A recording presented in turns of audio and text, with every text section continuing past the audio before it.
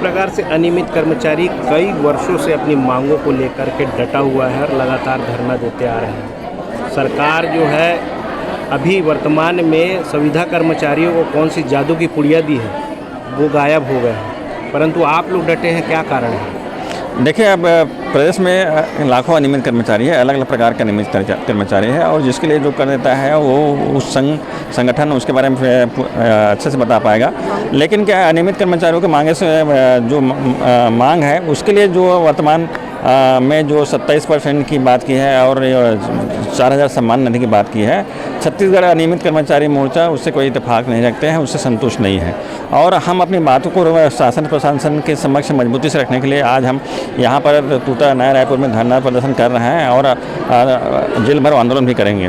तो मैं माननीय मुख्यमंत्री महोदय से भी आग्रह करूँगा कि आपका जो घोषणा पत्र में जो कमिटमेंट था उनके अनुरूप हमको दीजिए। आप नियमितीकरण की बात नहीं कर रहे हैं, आप आउटसोर्सिंग बंद करने की बात नहीं कर रहे हैं, आप जो हमारे साथियों को निकाले गए, छटनी किए गए उनके बारे में बात नहीं कर रहे हैं, जो अंशकालीन है जो 2 घंटा 4 घंटा काम करते हैं उसके लिए पूर्णकालीन की बात नहीं कर रहे हैं, तो हम कैसे संतुष्ट हो सकते हैं? गोपाल जी, सरकार जिस प्रकार से आप लोगों की जो मांग है उस पर कोई प्रतिक्रिया नहीं दे रहा है और आप लोग 4 सूत्री 6 सूत्री कभी कभी मांगों को बदलते रहते हैं और मांगों को बदल करके आप सरकार के सम्मुख खड़े हो रहे हैं, परंतु सरकार जो है आपकी मांगों को दरकिनार करते हुए अपनी हठधर्मिता में है।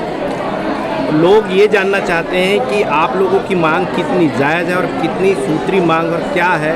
जिस प्रकार से आउटसोर्सिंग की बात कर रहे हैं उससे आउटसोर्सिंग से आप लोगों को क्या नुकसान है और नियमितीकरण नहीं करने से भी क्या नुकसान है? देखिए, इसमें सरकार को हमारे बारे में सकारात्मक पहल करनी चाहिए और नियमितीकरण की बात ऐसे पहले भी 2008 में और 2018 में हुई है नियमितीकरण, तो इसके लिए कोई बड़ी बात नहीं है, किस प्रकार की कोई बाधाएं नहीं है।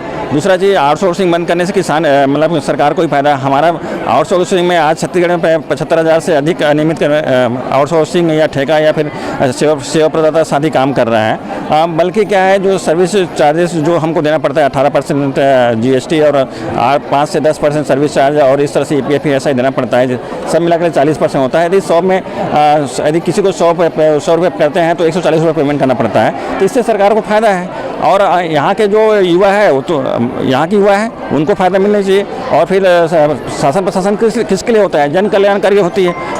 यदि यहाँ के युवाओं को इस तरह से धोखा देने का काम कर रहा है तो अत्यंत खेदजनक है और सरकार का 4.5 साल से अधिक समय हो गया है, अपने कमिटमेंट को पूरा करना चाहिए सरकार को।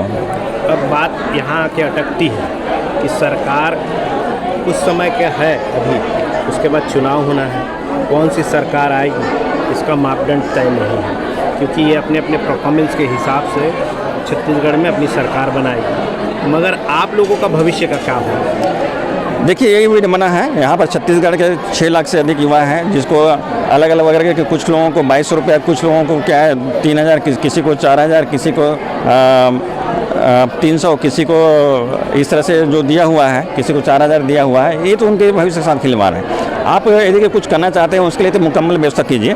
उसके लिए क्या है, परमानेंट नौकरी की जॉब सुरक्षा की बात कीजिए, ताकि वो अपने क्या है भविष्य के प्रति आशावान हो और एक सुरक्षा मतलब अपने आप को सुरक्षित महसूस कर सकें। जॉब सुरक्षा की जहाँ तक आप लोग बात कर रहे हैं, उस कंडिका को लेकर के आगे बढ़ रहे हैं, जहाँ नियमितीकरण की बात आप लोग कर रहे हैं तो वहाँ जॉब सुरक्षा की बात करना बेकार है। स्वाभाविक रूप से जहाँ पर नियमितीकरण की बात है वहाँ पर जॉब सुरक्षा की बात करना वास्तव में क्या है सही नहीं है। लेकिन क्या है कि देखिए, हम भी समझते हैं कि यहाँ पर इतने सारे वर्ग के, अलग अलग वर्ग के जो हमारे नियमित कर्मचारी हैं और सभी को एक साथ नियमितीकरण करना संभव नहीं है, इसलिए हम जॉब सुरक्षा की बात कर रहे हैं। भाई, आप कोई एक नीति बनाई है, उस नीति के तहत जो उस क्राइटेरिया में आएगा, जैसे आपने शिक्षा कर्मियों के लिए बनाया था, पहले 8 साल कर दिया, फिर 2 साल कर दिया, इस तरह से कोई कुछ व्यवस्था बनाए जिससे क्या है सभी को एक साथ नहीं, कम से कम धीरे धीरे हो। ये हम भी चाहते हैं, हम भी समझते हैं तकनीकी पहलू, लेकिन सरकार यदि हमसे बात नहीं करेगी, कोई चर्चा नहीं करेगी, कोई सुझाव नहीं मांगेगी तो फिर कैसे होगा?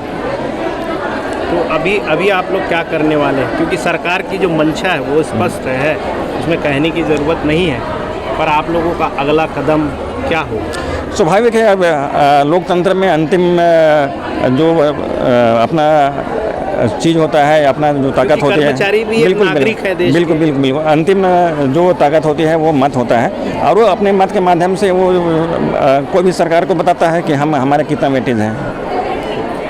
परिचय। गोपाल प्रसाद साहू, प्रांतीय संयोजक, छत्तीसगढ़ अनियमित कर्मचारी मोर्चा। आप लोग कर्मचारी हैं और कर्मचारी की हमेशा से मंशा रहती है कि वेतन विसंगति रहे, उसको दूर हो जाए, परंतु यहाँ आप अनियमित कर्मचारी हैं।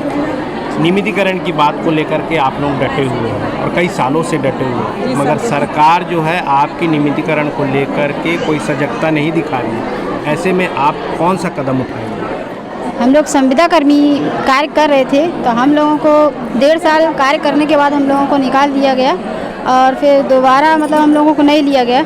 हम लोग टोटल 132 की लिस्ट में उसके अंदर में ही थे हम लोग, और हुआ क्या कि मतलब बाहर वालों को ले लिया गया और हम लोगों को निकाल दिया मतलब गया। आप संविदा कर्मी थे? जी थे। संविदा कर्मी तो अभी हजारों की संख्या में यहाँ बैठे थे, उन्होंने क्या पुड़िया दिया कि सारे लोग अपना हड़ताल खत्म कर दिए? सर जी, हम लोग का जब 2018 बेस पे नियुक्ति हुआ था, उसमें 164 लोग का भर्ती हुआ था, उसमें से 132। ये सबसे पहले बताइए कि सरकार ने आपकी कौन सी पुड़िया दी कि आप लोगों ने? नहीं सर, हम लोग हड़ताल में नहीं थे सर, क्योंकि 2018 बेस पे हम लोग का नियुक्ति हुआ था और 2019 में हम लोग का लास्ट में हम लोग का जॉब से रद्द कर दिया गया। उसमें 164 लोग को भर्ती लिया था, अभी भी 132 लोग जॉब में है, हम लोग को 32 लोग को बाहर निकाल दिया गया। ना हम लोग को कोई रीजन पता चला, कुछ भी पता नहीं चला किस रीजन बात से। को लेकर के आपने शासन प्रशासन जी से सर, हम लोग सीएम के तलब पास किया गए थे। जी सर, सीएम के पास गए थे हम लोग, स्वास्थ्य मंत्री अपने सरगुजा के टीएससी महोदय के पास भी गए थे, अपने सीएमओ सर से बात किए थे, सबसे बात किए गए थे। और 2019 में हम लोग यहाँ भी सर से आए थे, कुछ नहीं जवाब आया वहाँ से। अभी तक हम लोग को कोई डिसीजन नहीं, बस एनएच नहीं है।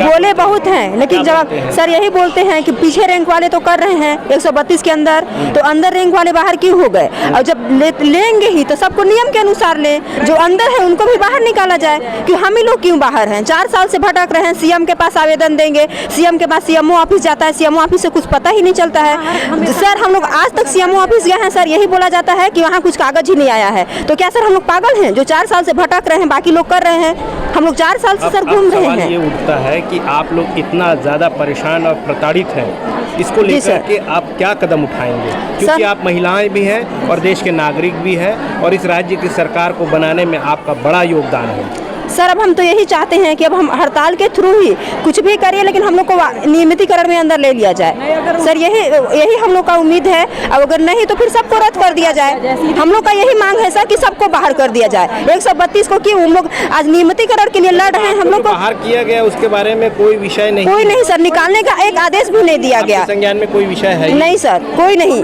बस हम लोग को। जी सर, परिचय दी। विनीता साहू, सूरजपुर जिला से। आप लोग अनियमित कर्मचारी फिर से धरने में आए हैं जी, 6 तारीख को फिर से धरने में आए हैं, तो क्या आप जो सरकार की तरफ जो 4 मांगे हैं उनमें से सबसे मुख्य मांग आपकी क्या है?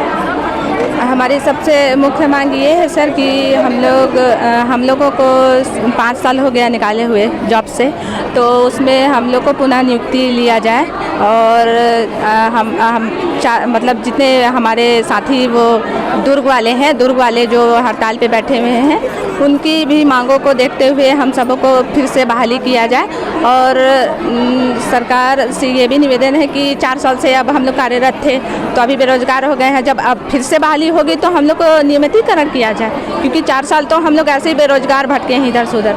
अब तो हम लोग की आर्थिक स्थिति इतनी ख़राब हो गई है कि हम अगर संभाल भी जाते हैं तो नहीं। आप क्या चाह रहे हैं? बहाली चाह रहे हैं कि नियमितीकरण चाह रहे हैं? सर हम बहाली के साथ नियमितीकरण चाहते हैं। बहाली हो पहले, जी, उसके बाद नियमितीकरण में शामिल हो जी। अगर सरकार मान के चलिए, क्योंकि सरकार का जो रवैया है जी, आप लोगों से छुपा नहीं है जी, इस रवैये के चलते आप लोग कौन सा मंशा बनाते हैं कि सरकार आपकी नीतियों पर खरा उतरेगी और नहीं उतरेगी तो फिर अगला कदम आप लोगों का क्या होगा? सर हम लोग का अगला कदम तो कुछ खास नहीं है, पर हमारा मत हमारा अधिकार। जब हम बार बार अपने सरकार से 4.5 साल से विनती निवेदन आवेदन करके थक चुके हैं, तो कोई तो ठोस कदम ऐसा लेंगे कि सरकार हमारे बातों को ध्यान दे। और हम उनसे बस इतना ही कहना चाहेंगे कि हमारा मत हमारा अधिकार, जो सरकार हमारी नहीं उस सरकार को हमें बदलनी है। इंदु कश्यप, बैकुंठपुर जिला कोरिया, छत्तीसगढ़।